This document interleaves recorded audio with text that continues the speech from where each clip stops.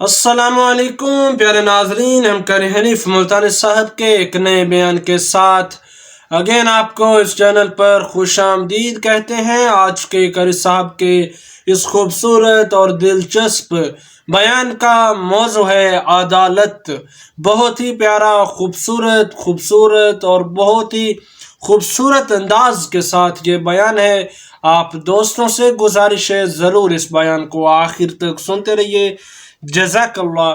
چلیے بیان شروع کرتے ہیں۔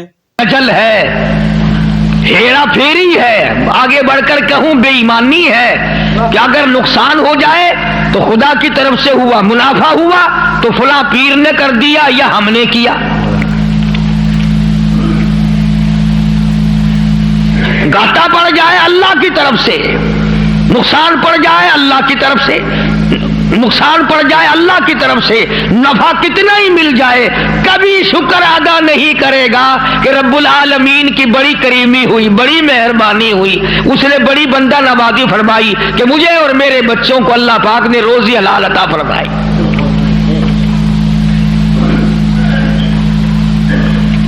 جب یہ ساری چیزیں اسی کے قبضے قدرت میں ہیں تو مشرکین مکہ نے آ کر مدنی کریم صلی اللہ علیہ وسلم کے سامنے ایک بات کہی ہے، اللہ اکبر،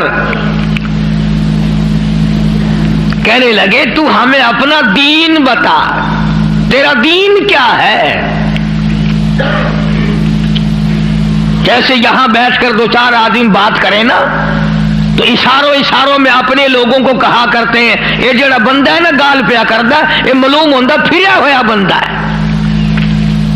مطلب یہ ہوتا ہے کہ بے دین دا بندہ ہے، بے فرقے دا بندہ ہے، کوئی اور طرح دا بندہ ساڈے مطلب دا نہیں۔ مشرکین مکہ سارے اکٹھے ہو کر سامنے آئے مدنی کریم صلی اللہ تعالی علیہ وسلم کے، اور آ کے کہنے لگے تو رات دن کچھ پھیری باتیں کرتا ہے، کچھ اور طرح کی باتیں کیا کرتا ہے، تیرے دین کا ہمیں پتہ کوئی نہیں چلتا، تیرے ایمان کا پتہ نہیں چلتا، تیرے اسلام کا ہم کو پتہ نہیں، تیرے مذہب کا پتہ نہیں، ہمیں دین بتا۔ آواز آئی قل، میرے نبی کہو، فرماؤ یا ایھا الناس، او مکے والو، او مدینے والو، او عرب والو، عجم والو، ساری دنیا کے انسانوں، عربیوں، عجمیوں، کالو، گورو، پڑھے ہوئے ہو، ان پڑھو، بوڑھو، جوانوں، عورتوں، مردوں، فرمایا یا ایھا الناس،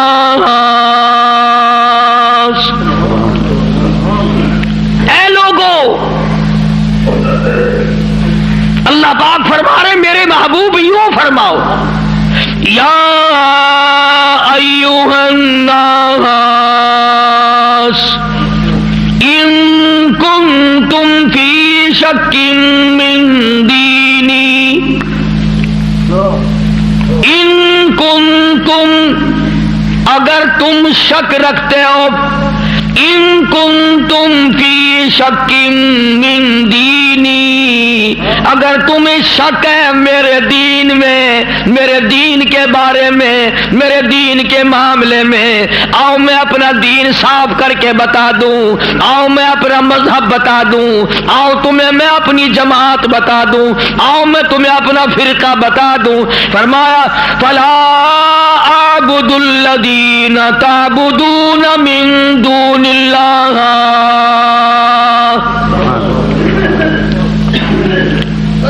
یہ ہے میرا مذہب، جن کے سامنے تم سر جھکاتے ہو، جن کی قبروں کا تم طواف کرتے ہو، جن کی قبروں کو چاٹتے ہو، جن جگہوں کو بابرکت سمجھتے ہو، میں کالی کملی والا اپنی جان ختم کروا سکتا ہوں، پر میں خدا کی چوکھٹ کے سوا کسی بت کے، کسی قبر کے سامنے سر جھکانے کو تیار نہیں۔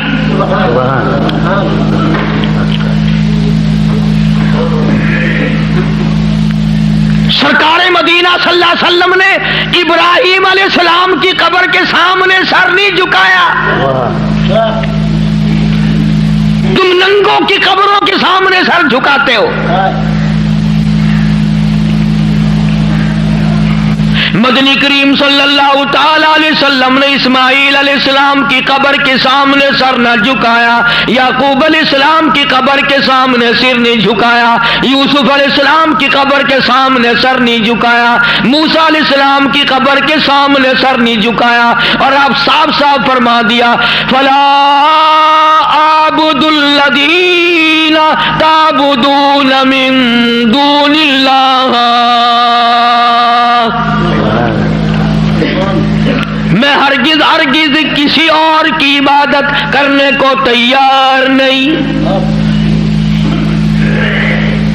میری ساتھ لڑو, میری ساتھ جھگڑا کرو, او مکے والوں میں تم سب کی مار کھانے کو تیار ہوں, اپنے دین کا سودا کرنے کو تیار نہیں.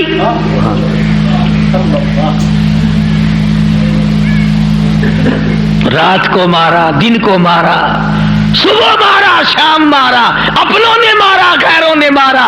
خدا کی قسم مکے کے مردوں نے مارا, آمنہ کے درے یتیم کو مکے کی عورتوں نے مارا.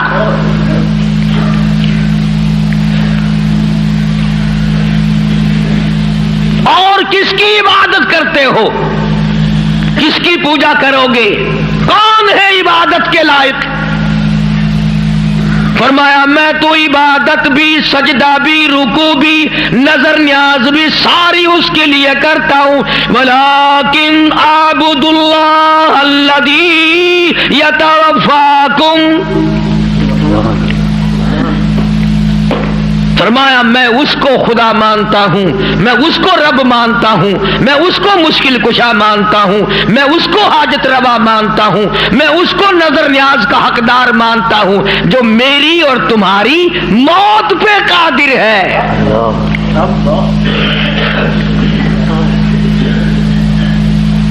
اللہ پاک جل شانہ نے کتنی بڑی دلیل عطا فرمائی. جو کسی کو مارتا ہو, زندہ کرتا ہو, پیدا کرتا ہو, وہ خدا ہے. جو مر جائے وہ خدا نہیں. بھلا جس کی خود موت آ جائے وہ خدا کیسے ہے؟ قرآن کہتا ہے ایک لمحے کے لیے, ایک سیکنڈ کے لیے جس کو اونگ آ گئی وہ خدا نہیں, اور جو عمر بھر کے لیے قبر میں جا کے سو گیا وہ خدا کیسے ہو سکتا ہے؟ فرمایا اللہ لا الہ الا هو الحی القیوم,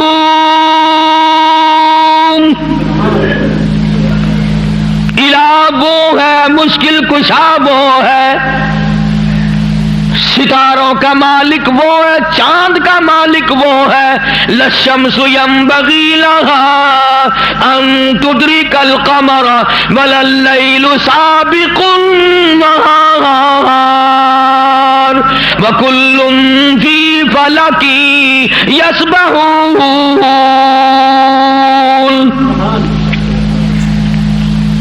فرمایا کتنی مدت گزر گئی, چاند سورج کو گردش کرتے, کبھی ٹکر ہوئی, کبھی ایکسیڈنٹ ہوا, رات دن کو کتنے دن ہو گئے چلتے ہوئے, کبھی تک آپس میں ٹکراؤ تصادم ہوا. تو ارشاد فرمایا محمد عربی صلی اللہ علیہ وسلم کی زبان سے, اللہ پاک نے کلام خدا ہے, زبان مصطفیٰ ہے, حکم خدا کا ہے, زبان کالی کملی والے کی ہے. فرمایا ولیکن اعبد اللہ,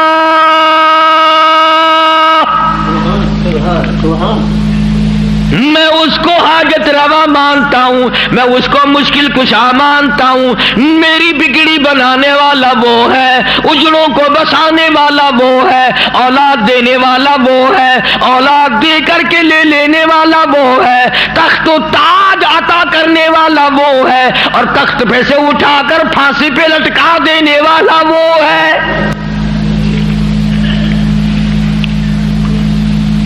ولیکن اعبدوا اللہ الذی یتوفاکم وامرت ان اکون من المؤمنین.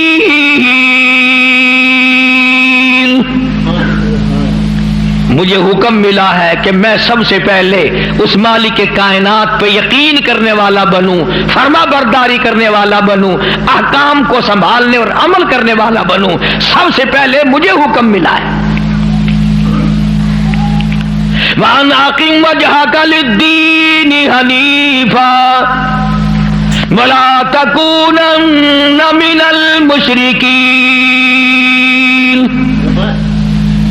فرمایا کہ مجھے حکم ملا ہے میں اللہ سبحانہ و تعالیٰ کی طرف منہ رکھوں۔ منہ رکھنے کا مطلب یہ کبھی اس سے نہ بگاڑوں، اس کے مقابلے میں کبھی کسی کو حاجت روا نہ جانوں۔ اچھا ایک لفظ اور سمجھ لیں، اگر آپ کی سمجھ میں یہ باتیں بیٹھ جائیں تو انشاءاللہ تا زندگی کام آئیں گی۔ یہ جو لفظ سبحان ہے، سبحان ربی العظیم، سبحان ربی الاعلی، سبحانک اللہم، سبحان اللہ وبحمدہ، سبحان اللہ والحمدللہ، فسبحان اللہ رب العرش العظیم، سبحان اللہ عما یشرکون، یہ جو قرآن میں، نماز میں، حدیثوں میں لفظ سبحان ہے، اس کے معنی، اس کا ترجمہ سب علماء اور تمام لوگ یہ کرتے ہیں پاک ہے اللہ۔ اس کا مطلب یہ معنی یہ کرتے ہیں پاک ہے اللہ، سبحانک اللہم، اے اللہ ہم تیری پاکی کا اقرار کرتے ہیں۔ جو میں آپ کو سمجھانا چاہتا ہوں وہ اب بھی نہیں سمجھے، وہ اب بھی نہیں سمجھے۔ پاک ہے ذات تیری، پتہ لوگوں نے کیا سمجھا؟ گندگی سے پاک ہوگا، چھینٹے پڑنے سے پاک ہوگا، استنجا کرنے سے پاک ہوگا، بیوی سے پاک ہوگا، ماں باپ سے پاک ہوگا، کھانے پینے سے پاک ہوگا، سونے سے پاک ہوگا، کسی کا محتاج نہیں ہوگا۔ یہ معنی نہیں ہے۔ سبحانک اللہم، اے اللہ ہم تیری پاکی کا اقرار کرتے ہیں، تو پاک ہے۔ کائے سے پاک ہے؟ پلیتی سے پاک مراد نہیں، ناپاکی سے مراد پاک نہیں، بلکہ تو پاک ہے اس بات سے کہ تیری خدائی میں کوئی ساجھی بنے۔ تو اس بات سے پاک ہے، کوئی تیرا ساجھی بن نہیں سکتا۔ اس لیے فرمایا سبحان اللہ عما یشرکون، تو شریکوں سے پاک ہے۔ بے ہم سب کے شریکے ہیں، بھائی ہیں، برادری ہیں، قربے ہیں، قبیلے ہیں، چچے تائے ہیں، ہم سب شریکوں والے ایک خدا کی ذات ہے جس کا کوئی شریکہ نہیں، شریک نہیں، ساجھی نہیں، ہمسر نہیں، پیدا کرنے والا کوئی نہیں، اس سے کوئی پیدا نہیں ہوا۔ وہ اپنی خدائی میں یکتا ہے، قدیم ہے، ہمیشہ سے ہے، ہمیشہ رہے گا۔ ساری دنیا مٹ جائے گی، خدا جب بھی رہے گا۔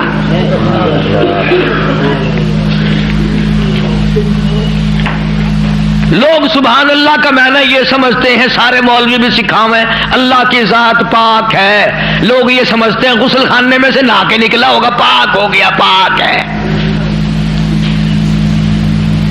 تمام ان چیزوں سے وہ پاک ہے جو محتاجوں میں ہوا کرتی ہیں،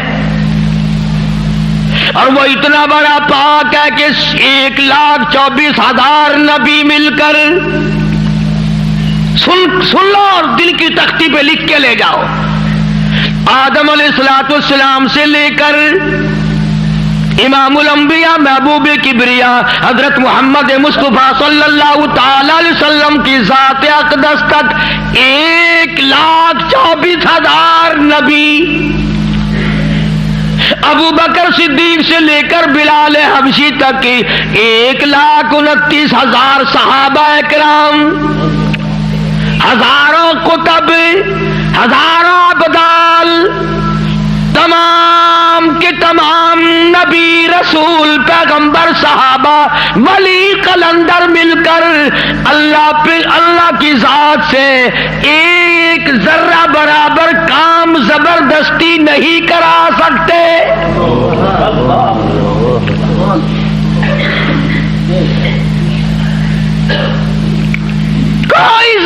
زبردستی نہیں کرا سکے گا. آیت الکرسی کی کیسٹ آپ نے سنی ہوگی. فرمایا من ذا الذی یشفع عنده الا باذنہ. من، یہ جو لفظ ہے عربی کا من، اس کے معنی پتہ کیا ہے؟ جیسا کہ اردو بولی میں اگر کوئی بات کہی جائے نا، ایک آدمی یکدم کہتا کون کہتا ہے، کون کہتا ہے یوں ہے. ملتانی زبان کو چاہ دینی کیا بندہ آدھا ہے میرے سامنے ایک باری منہ کراؤں گا لکھا صحیح نہ گھنچا کیڑا آکھدا ہے. فرمایا من ذا الذی یشفع عنده، کون ہے زبردستی سفارش مجھ سے کرانے والا، میرے سامنے کرنے والا، الا باذنی، جب تک میں اجازت نہ دوں کوئی دم نہیں مارے گا. میری طرف سے اجازت جب تک نہ ہوگی، نہ اولاد ماں باپ کے حق میں سفارش کر سکے گی، نہ نیک آدمی اپنے ساتھیوں اور دوستوں کے بارے میں سفارش کر سکے گا. بلکہ فرمایا جب تک میری طرف سے اجازت نہ ہوگی، نبی بھی خود مدنی کریم صلی اللہ علیہ وسلم بھی اس وقت تک سفارش نہیں کر سکتے جب تک اللہ پاک کی طرف سے اجازت نہ ملے. جو میں نے ترجمہ کیا، گھروں میں قرآن کریم رکھے ہیں، دیکھ لینا جا کر. من ذا الذی، کون ہے، کس کی مجال ہے، کس کی جرت ہے، کون میرے سامنے آ سکتا ہے. اور کیسے سامنے آئے؟ میدان محشر ہوگا. قرآن کریم ہے، اب آیت آتی ہے یوم یجمع اللہ،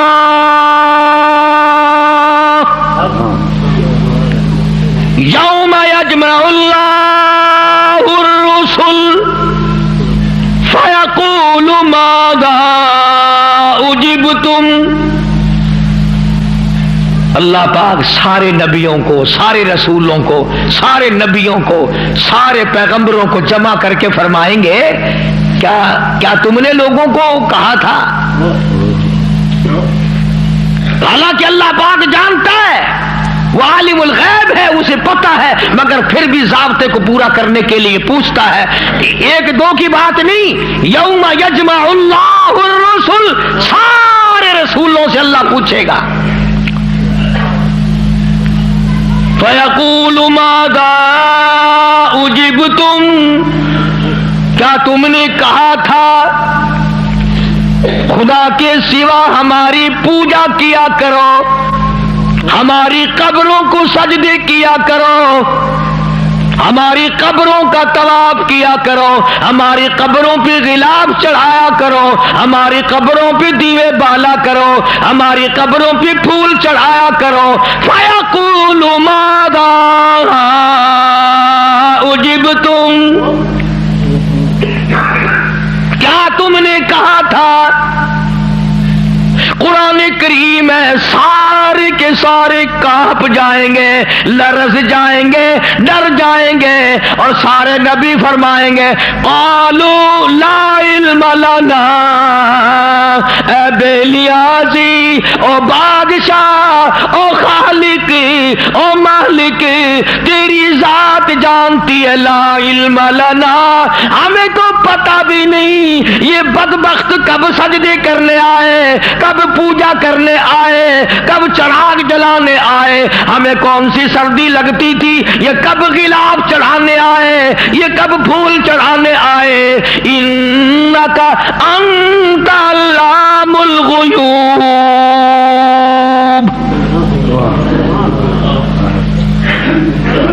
اگر ہم کہتے میرے رب او ہمارے پروردگار، تیرے سے چھپی نہ رہتی بات، ہم نے نہیں کہا ان کو.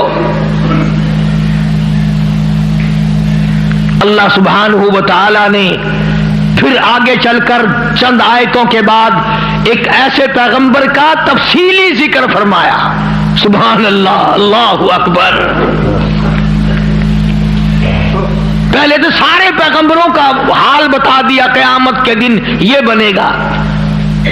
پھر اگلی آیتوں میں ایک ایسے پیغمبر کا، ایک ایسے رسول کا ذکر خیر فرمایا جن کی ذات کو عیسیٰ علیہ السلام کہتے ہیں، جن کو اس وقت پوری دنیا میں آدھے سے زیادہ آبادی خدا مانتی ہے. اللہ اللہ اکبر اللہ. اس پیغمبر کا صاف پھر اعلان کیا، فرمایا وَإِذْ قَالَ اللَّهُ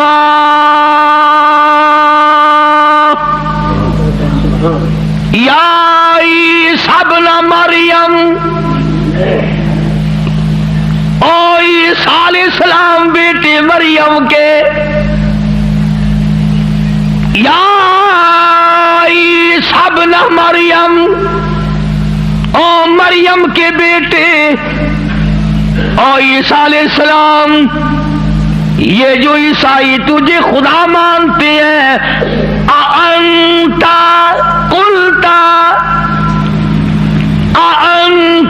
قُلْتَ، کیا تو نے کہا تھا مجھے الہین من و امی الہین من دون اللہ؟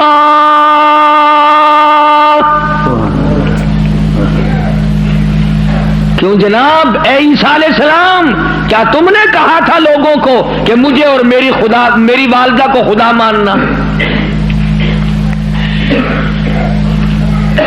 اب ایک کڑوی بات کہہ دوں، عیسائی 3 خدا مانے تو وہ کافر ہیں. ایک خدا کو مانتے ہیں، ایک عیسیٰ علیہ السلام کو خدا مانتے ہیں، ایک ابراہیم علیہ السلام کو خدا مانتے ہیں.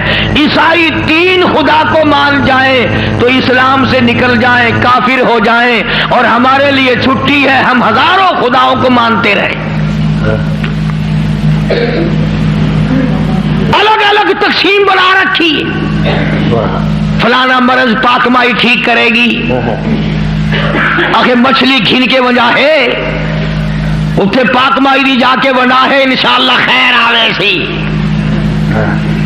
مچھلیاں دی جا بئی گولی کھڑن، ککڑاں دی جا بئی ہے، بکریاں دی جا بئی ہے، ساڈا نمبر آوے انشاءاللہ کٹے دا گوشت.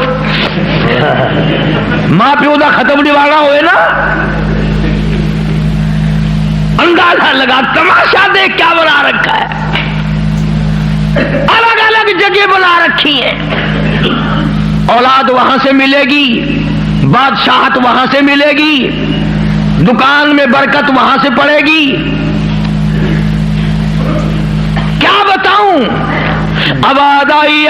عیسیٰ ابن مریم، او عیسیٰ علیہ السلام بیٹے مریم کے، اَأَنْتَ، خدا کی قسم اگر تم عربی سمجھتے نا، عربی اکبر، اللہ پاک کے غضب کو، اللہ کے قہر کو، اللہ کے جلال کو انبیاء سے زیادہ کون سمجھ سکتا ہے؟ پیغمبروں سے زیادہ اس کے قہر کو کون جانے؟ عیسیٰ علیہ السلام تھرا جائیں گے، گھبرا جائیں گے. قرآن اب جواب کیا ہونا چاہیے تھا؟ سوال اللہ نے یہ کیا، کیا تو نے کہا تھا کہ مجھے اور میری اماں کو اللہ کے سوا خدا بنا لینا؟ تو جواب یہ ہونا چاہیے تھا، نہیں جی، نہ صحیح، نہیں صاحب میں نے ایسا نہیں کیا. اللہ اللہ. عباداتی عیسیٰ علیہ السلام روئے، گھبرائے، بول اٹھے، فرمانے لگے قال سبحانک. آیا وہی لفظ سبحان کا، فرمایا قال سبحانک. بولے عیسیٰ علیہ السلام پاک ذات تیری، سبحانک، تو پاک ہے، شریکوں سے پاک ہے، عیبوں سے پاک ہے. جب تو خود پاک ہے میں شریک کیسے بن جاتا؟ ہانا کی بات نہیں کری، خدا کی عدالت ہے. ہاں سیشن میں عدالت میں پیشی ہو نا، کئی دن پہلے بخار چڑھ جاتا ہے. ہائی کورٹ کی پیشی ہو، ہفتہ پہلے دماغ خراب ہو جاتا ہے. سپریم کورٹ کی پیشی ہو 6 مہینے پہلے دماغ خراب ہو جاتا ہے فکر میں. ارے خدا کی عدالت کی پیشی ہے, عدالت خدا کی ہے, پیشی نبی کی ہے.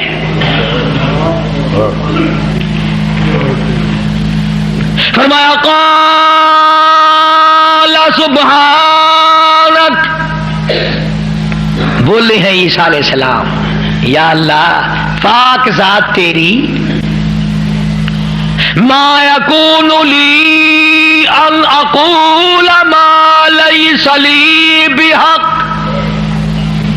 یا اللہ تو پاک ہے, جن چیزوں سے میں ایسی بات کیسے کہہ سکتا ہوں, کیوں کر میں کہتا ایسی بات جس سے تو پاک ہے, یعنی اور خدا ہو ہی نہیں سکتا. اور آگے پھر عیسیٰ علیہ السلام نے اور فرمایا ان کنت قلتہ فعلمت, اگر میں کہتا یا اللہ تو جان لیتا, تجھ سے چھپا ہوا کچھ بھی نہیں ہے, تجھے علم ہوتا. کیوں؟ تعلم ما نفسی ولا اعلم ما فی نفسک, تجھے وہ سارا پتا ہے جو میرے دل میں ہے, میرے جی میں ہے, اور میں نہیں جانتا جو کچھ تیرے علم میں ہے. تعلم ما نفسی, تو جانتا ہے جو کچھ میرے دل میں ہے, میرے جی میں ہے. ولا اعلم ما فی نفسک, میں نہیں جانتا جو کچھ تیرے علم میں ہے. انک انت علام الغیوب, غیب کی باتیں جاننے والا تو ہی ہے, تیرے سوا کون جانے کل کیا ہوگا, پرسوں کیا ہوگا, صبح کیا ہوگا, شام کیا ہوگا, اور کوئی نہیں جان سکتا. بے شک اللہ. معلوم یہ ہوا کہ نفع نقصان کا مالک خدا کی ذات کے سوا اور کوئی ہو ہی نہیں سکتا. تو بات یہاں سے چلی کہ محمد عربی صلی اللہ علیہ وسلم کو مشرکین مکہ نے پوچھا, تو اپنا دین بتا, تو اپنا عقیدہ بتا, آپ اپنا مذہب بتائیں, آپ اپنا مسلک بتائیں, آپ اپنا عقیدہ بتائیں. تو فرمایا وَأُمِرْتُ لِأَنْ أَكُونَ أَوَّلَ الْمُؤْمِنِينَ, مجھے حکم ملا سب سے پہلے میں یقین کرنے والا بنوں.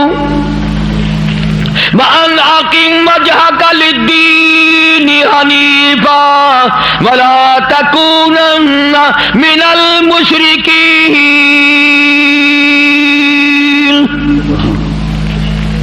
میں اس خدا کی طرف منہ کیے بیٹھا ہوں, میرا اسی کی طرف دھیان ہے, اسی کی طرف توجہ ہے. اور لوگوں مجھے مارو یا چھوڑو, صلح کرو یا لڑائی کرو, میرے غلاموں کو مارو یا چھوڑو, میں اپنے اس پیٹ پہ ایک ایک وقت میں 2 پتھر تو باندھ سکتا ہوں, پر اپنے خدا کے ساتھ میں کسی کو شریک نہیں کرنے کا. میں ایک ایک وقت میں 15 دن درختوں کے پتے تو چبا سکتا ہوں, پر میں اللہ سبحانہ و تعالی کی ذات میں کسی کو شریک نہیں کر سکتا. اس کی چوکھٹ کے سوا میں اور کسی جگہ سر جھکا نہیں سکتا. یہ سر کر سکتا ہے, جھک نہیں سکتا. کیوں؟ فرمایا وَلَا تَدْعُ مِن دُونِ اللَّهِ مَا لَا يَنفَعُكَ وَلَا يَضُرُّكَ. نفع اسی کی طرف سے ہے, نقصان اسی کی طرف سے ہوگا. اور اگلی آیت کا اگر سیدھا سیدھا ترجمہ کروں تو آپ سمجھیں گے مشکل سے. قرآن کریم کا یہ مزاج ہے, اللہ تبارک و تعالیٰ کی یہ عادت ہے کہ وہ احکام بیان کرتے ہوئے اس طریقے سے بیان کرتے ہیں جیسا گھروں میں عورتیں ڈائریکٹ بہو کو کہتی ہوئی ذرا گھبراتی ہے, لڑائی جھگڑے کا امکان ہے کہ کھڑی ہو جا, کام پڑا ہے. اصل مقصد ہے بہو کو کہنا, لیکن ماں کرے گی کیا, یہ چھوکری کھڑی ہو جا, دیر ہوگی, شرم نہیں آتی, اب تک پڑی ہے. جانے گی نا کہ یہ میری لڑکی ہے، برا نہیں ماننے کی، اصل میں کہنا بہو کو ہے، سنانا لڑکی کو ہے، اس لیے حکم دینا امت کو ہے اور کلوانا کالی کملی والے کی زبان سے ہے۔ لوگ قرآن کا مزاج نہیں سمجھ سکتے، ڈائریکٹ عورت کبھی نہیں کہتی روٹی پکا لے بہو کھڑی ہو کر، روٹی برتن مانج لے، کپڑے دھو لے، بلکہ اگر سے چھوٹی سی بچی بھی ہوگی اسی کا نام لے گی، یہ تو جھاڑو دے لے، وہ کر لگا لے، برتن پڑے ہیں انہیں صاف کر لے، حالانکہ کہنا بہو کو، نو کو کہنا مقصد ہے، لیکن ماں لڑکی کا نام لیتی ہے۔ اللہ سبحانہ و تعالیٰ نے فرمایا میرے محبوب اگر آپ نے نفع نقصان کا مالک کسی اور کو سمجھا، اللہ اکبر، پھر قرآن کریم کا مزاج دیکھو، فرمایا فَإِن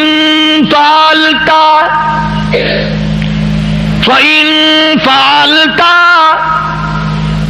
اس وقت ہو جاؤ گے تم، فَإِن فَعَلْتَ فَإِنَّكَ إِذًا مِنَ الظَّالِمِينَ،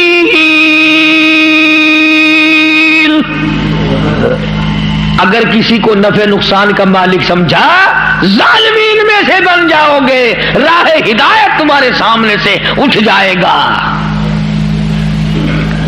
اس لیے میں نے یہ عرض کیا، بڑی 11ویں، چھوٹی 11ویں، درمیانی 11ویں، پتہ نہیں کیا کیا بنا رکھا ہے۔ اصل قصور ہمارا مولویوں کا نہیں ہے جو بدعت نکالتے ہیں، قصور تمہارا ہے۔ اگر خوشی خوشی میں صبح صبح مولویوں کے متھے 2-2 4-4 روپے مار آؤ تو ایمان سے نہ یہ تمہیں 11ویں بتائیں نہ یہ 18ویں بتائیں، رہنا تو یوں نکلتا ہے نا۔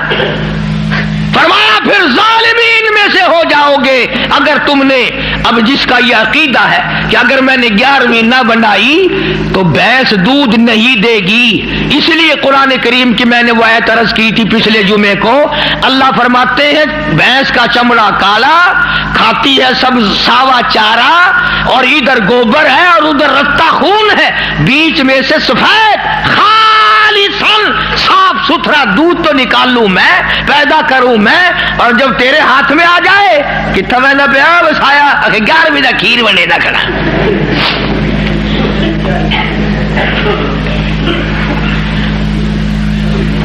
فرمایا یہ میں نے پیدا کیا ایک ایک قطرہ دودھ کا، ایک ایک قطرہ خالصاً۔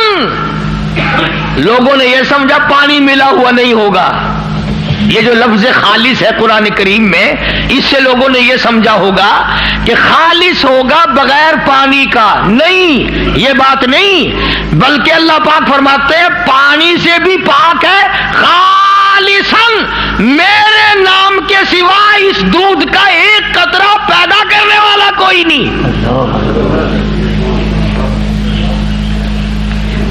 خالصاً ایک بوند دودھ کی میرے سوا کوئی نہیں بنا سکتا۔ اس لیے فرمایا وَيَمْسَسْكَ اللَّهُ،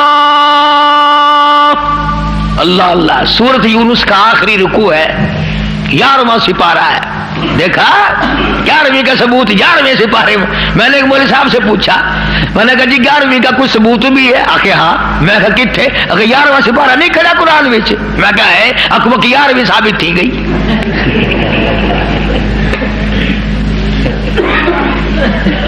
11واں سپارہ آخر نہیں بکا ہے، آخر وہ تھی گئی۔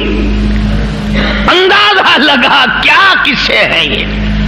اللہ پاک ہماری رگوں سے بڑا واقف ہے، جانتا ہے نا آدمیوں کی کمزوریوں کو، اور خود اس نے جو بنایا۔ فرمایا کہ اچھا جی یہ باتیں اس وقت تک کی ہیں جب آدمی سکھیا ہو، جب پریشانی میں ہوتا ہے، جو چکر میں پھنستا ہے، مت ماری جاتی ہے، عقل کام نہیں کرتی، پھر وہ اس قسم کا کام کر بیٹھتا ہے۔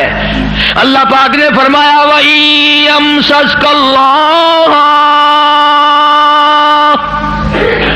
بِضُرٍّ فَلَا كَاشِفَ لَهُ إِلَّا هُوَ، اگر کسی کو دکھ پہنچے، کوئی چکر آ پڑے، کوئی مصیبت آ پڑے، کوئی دکھ آ پڑے، کوئی پریشانی آ پڑے، اللہ میرے سوا کوئی دور کرنے والا نہیں۔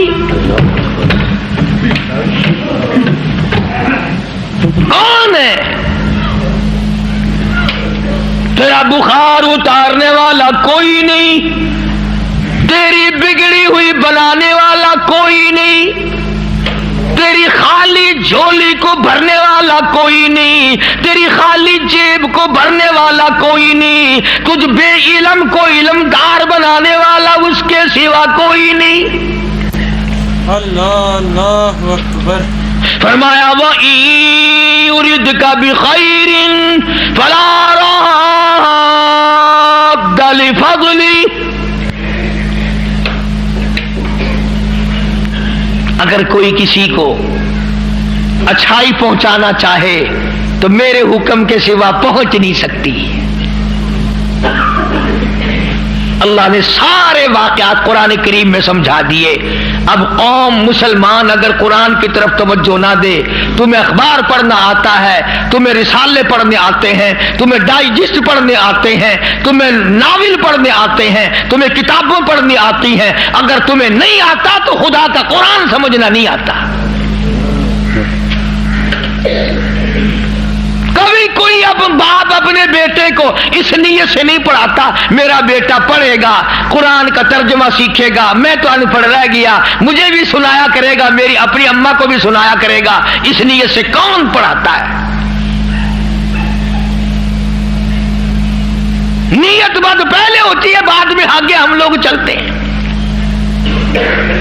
قرآن سے دشمنی اس دنیا میں، اس ملک میں، ہندوستان میں سب سے پہلا ترجمہ قرآن کریم کا مجدد الفسانی امام ربانی شیخ احمد فاروقی سرہندی رحمت اللہ علیہ نے کیا۔ قرآن کا ترجمہ کر دیا فارسی میں۔ وہ زمانہ فارسی کا تھا، لوگ عموماً فارسی بولا کرتے تھے۔ دلی میں، آگرے میں، میرٹھ میں دفتری زبان، سرکاری زبان فارسی تھی۔ تو مجدد الفسانی سرہندی رحمت اللہ علیہ نے قرآن کریم کا ترجمہ فارسی میں کر دیا۔ اب جتنے بڑے بڑے پیر تھے، گدی نشین تھے، سب کو آگ لگ گئی۔ انہوں نے کہا اگر قرآن کا ترجمہ لوگوں کے سمجھ میں آ گیا پھر ہماری پوجا کون کرے گا؟ اگر قرآن سمجھ میں لوگوں کی آ گیا پھر ہماری پوجا کون کرے گا؟ چنانچہ سارے پیر فقیر اکٹھے ہو کر بادشاہ کے پاس دلی گئے، احتجاج کیا کہ دیکھو جی ہم یہ بات گوارا نہیں کرنے کے۔ کیا بات جی؟ فقیر ہو، درویش ہو، قلندر ہو، پیر ہو، مولوی ہو، کیسے آئے ہو؟ لگا توبہ توبہ توبہ توبہ، قرآن کی بے ادبی ہو گئی۔ لگا کیا ہوا؟ لگا دیکھو وہ ترجمہ لکھا ہوا تھا نا یہ برابر میں، انہوں نے کہا دیکھو جی قرآن میں است پست لکھ دیا۔ وہ فارسی زبان لکھی نا حضرت نے ترجمے میں۔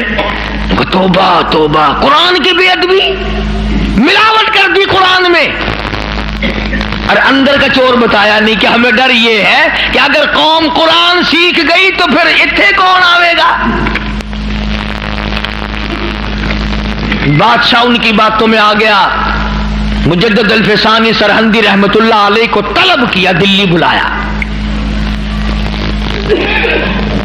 اور ایک پیر چلتا ہوا کان میں پھونک ماری آیا بادشاہ کے، کہنے لگا پکا وہابی ہے، وہ وہابی ہو گیا ہے۔ اس پر بھی ایک بات یاد آئی میرے، آپ کو بھی سنا دوں لطیفے کی۔ مولانا اشرف علی تھانوی سب کہہ دو رحمت اللہ علیہ، یوں لکھا ہے کہ ایک گاؤں میں بنیے کی دکان تھی، جیسے ساری دنیا میں تھی اور ہیں۔ مولوی صاحب جو تھا امام مسجد، وہ سودا ادھار خریدا کرتا تھا، سبھی ادھار لیا کرتے تھے اس زمانے میں بنیوں سے۔ ایک دن بنیے نے ذرا گرم ہو کر کے مولوی صاحب سے کہہ دیا کہ جی وہ پیسے بہت دنوں کے ہو گئے، پہنچاتے نہیں ہو، کمال ہے تمہاری۔ لے کے کھائے جا رہے ہو، دیتے نہیں ہو۔ مولوی صاحب ناراض ہو گیا۔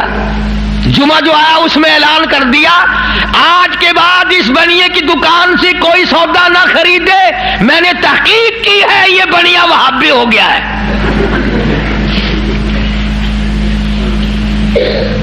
اب لوگوں نے تو مولوی کا کہنا ماننا ہی تھا، سارے چھوڑ گئے۔ بنیا صبح بیٹھے، شام کو تھپڑ میں سے یوں ہی خالی اٹھ جائے۔ بڑا حیران ہے کیا ہوا، یہ تو ہوتا تھا کبھی زیادہ بک گیا کبھی تھوڑا، یہ جنرا کیسے لگ گیا، کوئی نہیں آتا۔ اللہ اللہ اکبر، سبحان اللہ سبحان اللہ۔ دوستو یہ تھا آج کا خوبصورت دلچسپ قاری صاحب کا بیان جو آپ نے سنا۔ امید رکھتا ہوں آپ کو آج کا قاری صاحب کا یہ بیان پسند آیا ہوگا۔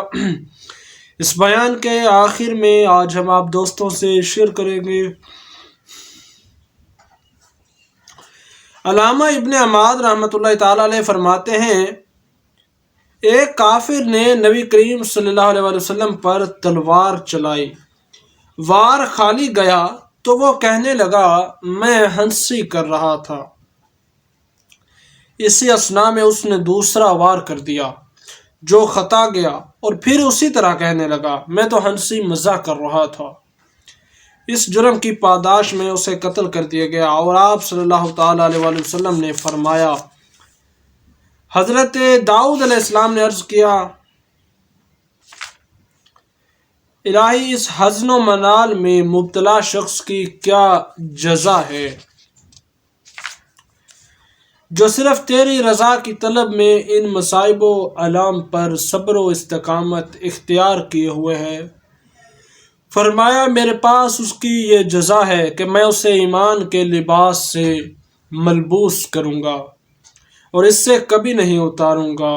حضرت سیدنا موسیٰ علیہ السلام نے اللہ تعالیٰ سے عرض کیا، الہی تجھے جنت کی منازل میں سب سے بڑھ کر کون سی منزل پیاری ہے؟ ارشاد ہوا خطیرۃ القدس۔ پھر پوچھا ان میں کون رہیں گے؟ ارشاد ہوا مصیبت زدہ۔ عرض کیا مولا وہ کون لوگ ہیں؟ فرمایا وہ وہی ہیں جنہیں میں مصائب و آلام اور آزمائشوں میں مبتلا کرتا ہوں تو وہ صبر اور استقامت سے کام لیتے ہیں۔ جب انہیں کوئی نعمت دیتا ہوں تو وہ شکر بجا لاتے ہیں، اور جب ان پر ابتلا و آزمائش کا مرحلہ آ جاتا ہے تو پکار اٹھتے ہیں، انا للہ و انا الیہ راجعون۔ حضور پر نور سید عالم نبی مکرم صلی اللہ تعالی علیہ وآلہ وسلم نے فرمایا، جس دن چہرے سیاہ ہوں گے، مصیبت زدگان کے چہرے صبر و استقامت کے باعث روشن اور تر و تازہ ہوں گے۔